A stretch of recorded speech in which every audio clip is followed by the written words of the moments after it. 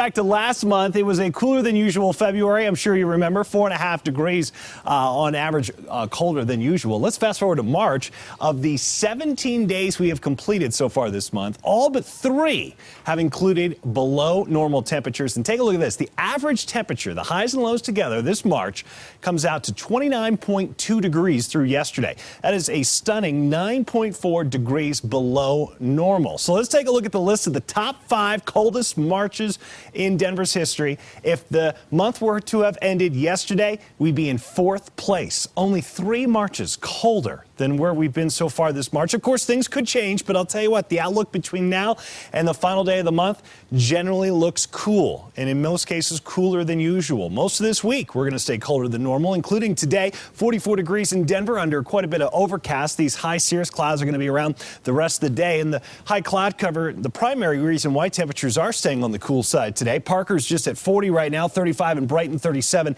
in Lakewood. I think we could still climb up into the mid-40s for many of us. Upper 40s seem out of reach for the most part, but a few of us could maybe reach into the upper 40s. Regardless, we're not going to be in the 50s, which is what is normal for this time of year, about 53, 54 in Denver here in the middle of March. We will get into the 50s in southern Colorado, same thing on the western slope. Not nearly as much cloud cover out west or down south as we have here in the Denver, Boulder, and Fort Collins areas. Enough clearing over in Park County and even portions of Jefferson County means there could be a few rumbles of thunder this afternoon, perhaps just enough instability for that.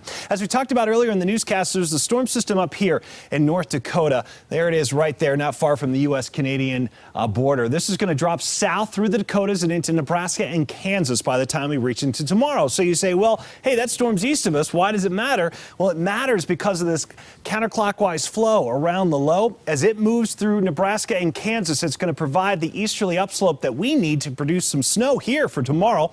And then later this week, we're going to be watching this storm on the west coast. Still very uncertain in terms of the track that storm's going to take, and that would be Thursday into Friday. For sure, we'll get snow back in the mountains the end of this week. The question is how much snow or rain would we get in Denver? So we'll keep you posted on that. Through the rest of today, again, we'll look out for an isolated thunder shower to the west, maybe even the south along the Palmer Divide. Tomorrow morning, some snow possible, light snow along the I-70 mountain corridor. And then here's tomorrow afternoon into tomorrow evening, 7 p.m. Snow falling mainly along and west of I-25. We could see up to an inch of accumulation from Littleton to Lakewood to Golden to Broomfield and Arvada and Westminster. And then over in the foothills themselves, 2 to maybe 3 inches of snow. Boulder, the city, could get maybe an inch. So temperatures in the 40s today and tomorrow, Alan. Just a small chance for those showers south and west today. Tomorrow, better chance for some snow late in the day, even in the areas where it doesn't accumulate. Like Aurora, we should definitely see some snow. First day of spring, as I mentioned, is Wednesday, 52. And then Thursday, Friday, that forecast is going to change. Either warmer or colder, depending on where that west coast storm goes. Okay, Ashton, thank you very much.